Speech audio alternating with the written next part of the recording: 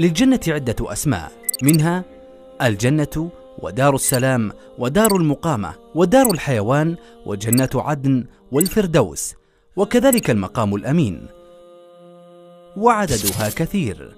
للجنة درجات 100 ما بين كل درجة والأخرى كما بين السماء والأرض، وأعلاها منزلة هي الوسيلة، وهي منزلة نبينا محمد صلى الله عليه وسلم. وله من الأبواب 8، منها باب الريان للصائمين، وباب الصلاة، وباب الجهاد، وكذلك باب الصدقة.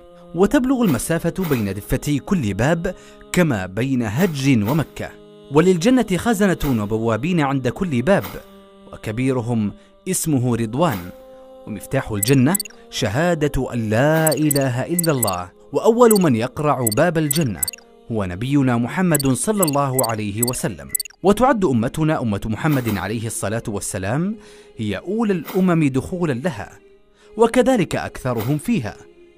وتربة الجنة هو المسك الخالص، وفي الجنة جنابذ من اللؤلؤ، وفيها خياما من لؤلؤ مجوف. وفي الجنة شجرة يسير الراكب الجواد في ظلها 100 عام لا يقطعها. وفي الجنة عيون وأنهار من ماء ولبن وعسل، وكذلك خمر. وأول ما يأكل أهل الجنة لحظة دخولهم الجنة هو زيادة كبد الحوت، ويأكلون ويشربون من الفواكه ولحم الطير مما يشتهون. ولا يحتاج أهل الجنة أكرمكم الله للخلاء، ولا يصيبهم المرض. ولكل امرئ في الجنة زوجة، وأهل الجنة يتزاورون فيها، ولهم سوق يأتونه كل جمعة. وأعظم نعيم أهل الجنة هو رؤية ربهم كما يرون القمر، لا يتزاحمون في رؤيته.